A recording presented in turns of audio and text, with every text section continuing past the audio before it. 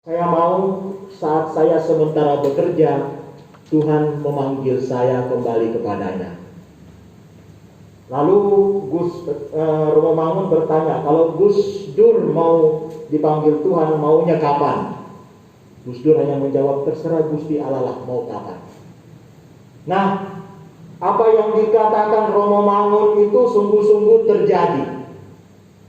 Ketika sementara mengadakan seminar tentang buku, membaca buku di Jakarta bersama dengan Muhammad Sobari, lalu kemudian Ignaz Kleden, lalu kemudian ada 3-4 orang. Lalu pada waktu istirahat, Muhammad Sobari itu mengajak Romo Mangun ke samping tempat yang sepi untuk bercerita. Jadi waktu setelah seminar itu, waktu istirahat diajak ke sebelah. Sementara cerita, Romo Mangun itu kemudian tertidur di pundak Muhammad Sobari, Kang Sobari itu. Dan kemudian itu telah ternyata saat Romo Mangun dipanggil Allah. Muhammad Sobari hanya berpikir mungkin Romo Mangun ngantuk lalu tertidur. Tetapi lama-kelamaan kok badannya semakin berat. Lalu dibaringkan dan ternyata memang beliau sudah tidak ada. Jadi Romo Mangun sungguh-sungguh mengalami dipanggil Gusti Allah sementara dia melaksanakan pekerjaannya, sementara menjalankan pekerjaannya. Saudara-saudaraku yang terkasih, rasa saya inilah cara mati yang baik. Saat dimana kita sementara berkarya, Tuhan mengambil kita. Dan itu juga yang terjadi dengan Agung. Saat dimana dia pulang selesai melaksanakan tugasnya, les, kalau saya tidak salah les, ya. Selesai les, jalan pulang, dia mengalami kecelakaan, ditabrak.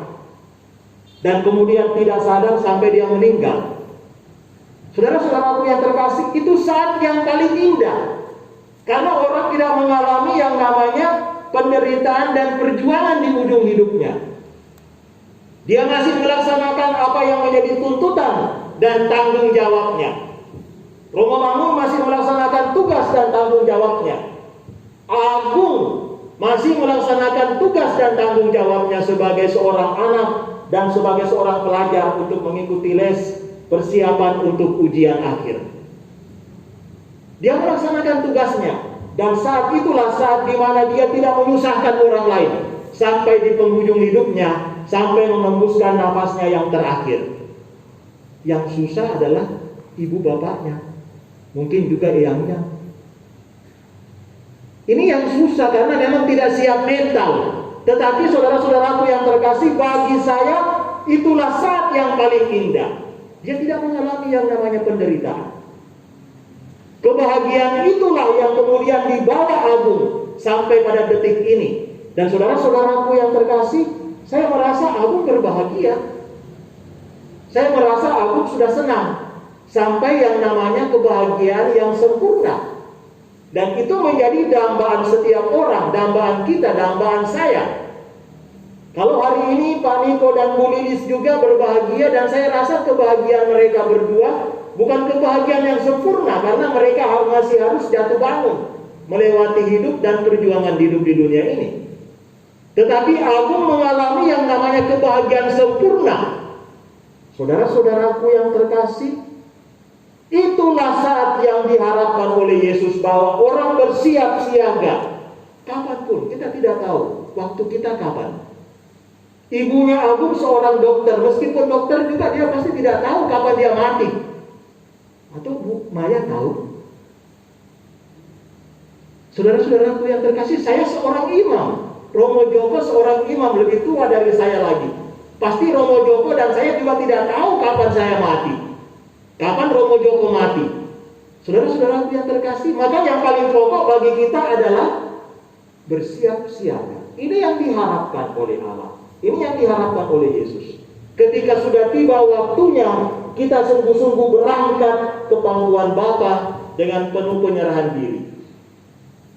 Maka saya hanya mau mengatakan, mari kita melihat dari sisinya agung. Kalau kita melihat dari sisi kedua orang tuanya, dari sisi saudaranya, dari sisi eyangnya, mungkin kita mengatakan, aduh kita susah. Tetapi kalau kita melihat dari sisinya agung, saya mengatakan hari ini kita pesta gembira, kebahagiaan yang sempurna. Maka saudara-saudaraku yang terkasih, kenapa kita harus susah? Yang harus kita susahkan itu adalah nasib kita yang tidak tahu apa yang bakal terjadi.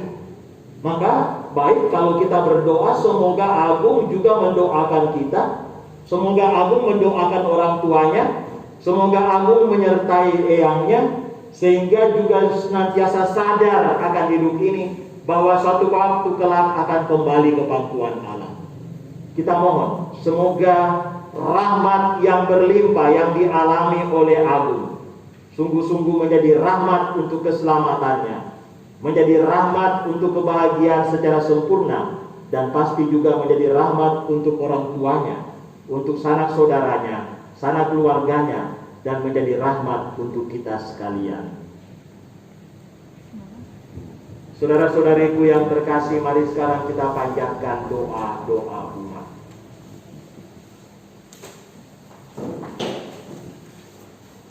Allah adalah sumber dan tujuan kehidupan segala sesuatu. Hidup kita berasal dari Allah dan akhirnya juga menuju kepada Allah. Marilah dengan rendah hati kita panjatkan isi hati kita dalam rupa doa dan permohonan kepada Bapa. Ya Bapa, peringatan 1000 hari Ananda Terkasih Gregorius Agung Nugroho terasa begitu cepat.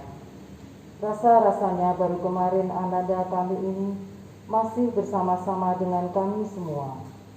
Ungkapan perasaan ini memperkuat keyakinan kami bahwa Engkau telah menerima dan mempersatukan saudara kami dalam persekutuan para kudus. Untuk itu kami berseru, dimuliakanlah Engkau selama-lamanya. Ya Bapa, sadarkanlah kami yang masih hidup di dunia ini. Perjuangan kami tak akan berhasil tanpa penyertaan dan kuasa-Mu sendiri. Engkaulah yang selalu mendorong dan menyemangati kami. Untuk itu kami berseru, dimuliakanlah Engkau selama-lamanya. Engkau memberi anugerah hidup dan talenta kepada kami masing-masing. Perbedaan itu justru semakin memperkaya kami. Buatlah kami mampu menghargai satu sama lain, saling mendukung, dan rela bekerja sama, sehingga kami mampu menghadirkan kasih-Mu di tengah masyarakat dan keluarga kami. Untuk itu kami berseru, dimuliakanlah Engkau selama-lamanya. Kami juga berdoa bagi anggota keluarga, komunitas, dan saudara-saudari yang pada saat ini masih berjuang dalam hidup bersama.